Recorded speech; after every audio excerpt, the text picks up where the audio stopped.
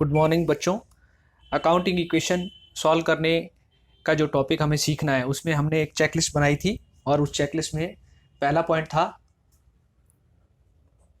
Separate entity concept. इसको हम accounting entity concept भी कहते हैं और बिजनेस एंटिटी कंसेप्ट भी कहते हैं। तो आइए इसको समझते हैं। सबसे पहले देखेंगे कि कॉन्सेप्ट क्या होता है।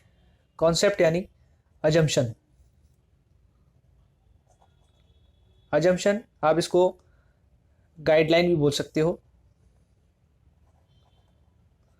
आप इसको प्रिंसिपल भी बोल सकते हो। एक्चुअल में सेपरेट एंटिटी कंसेप्ट एक प्रिंसिपल है, अकाउंटिंग का एक बेसिक प्रिंसिपल है, या हम इसको ऐसे बोल सकते हैं प्रिंसिपल जो होते हैं वो गाइडलाइन होते हैं और इसमें हम कुछ अज्यूम करके चलते हैं, एक्सेप्ट करके चलते हैं। तो आइए समझते हैं। इस एंटिटी कंसेप्ट को समझने से पहले मैं आपको एक एग्जांपल दे रहा हूँ। उस एग्जांपल को एनालाइज करके हम देखेंगे सेपरेट एंटिटी कंसेप्ट क्या होता है। मैं एक एग्जांपल लिख रहा हूँ। Ram started business with ₹5 lakh. इसमें कितने वर्ड हैं? 1 2 3 4 5 और 6। मान लीजिए छः वर्ड्स की 6 वर्ड्स की स्टोरी मैंने आपको सुनाई। अब मैं आपसे एक क्वेश्चन पूछ रहा हूँ कि आपको इस स्टोरी में कितने पर्सन नज़र आ रहे हैं। सोचिए। आप में से ज़्यादातर स्टूडेंट जवाब देंगे इसमें एक पर्सन है। मैं पूछूंगा वो कौन है, तो आप लोग बोलोगे मिस्टर राम एक पर्सन है।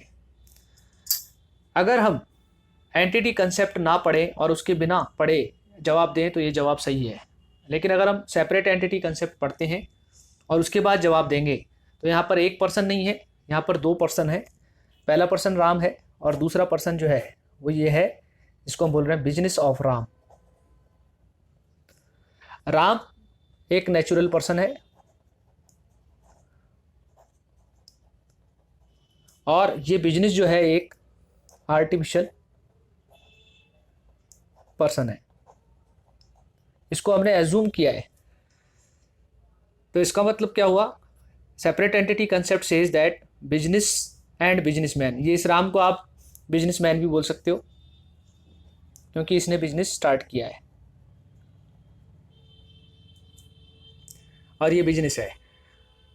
तो यहाँ पर सेपरेट एंटिटी कंसेप्ट क्या कहती है कि बिजनेस अलग है और बिजनेसमैन अलग है। First point business entity concept कहती है business and businessman both are separate oblique distinct entities. Entities का मतलब होता है, आप इसको बोल सकते हैं यूनिट्स, इकाइयाँ, या इसको आप पर्सन भी बोल सकते हो। Both have separate existence from each other. Existence को आप बोल सकते हो आइडेंटिफिकेशन। दोनों की पहचान अलग अलग है, नाम अलग अलग है, वजूद अलग अलग है। एग्जिस्टेंस यानी वजूद। तो as per separate entity concept we assume that business and businessman both are separate distinct entities, units, persons, both have separate existence from each other. दोनों का वजूद एक दूसरे से अलग अलग है और दोनों अलग अलग व्यक्ति हैं। दूसरा पॉइंट एंटिटी कंसेप्ट कहती है वी रिकॉर्ड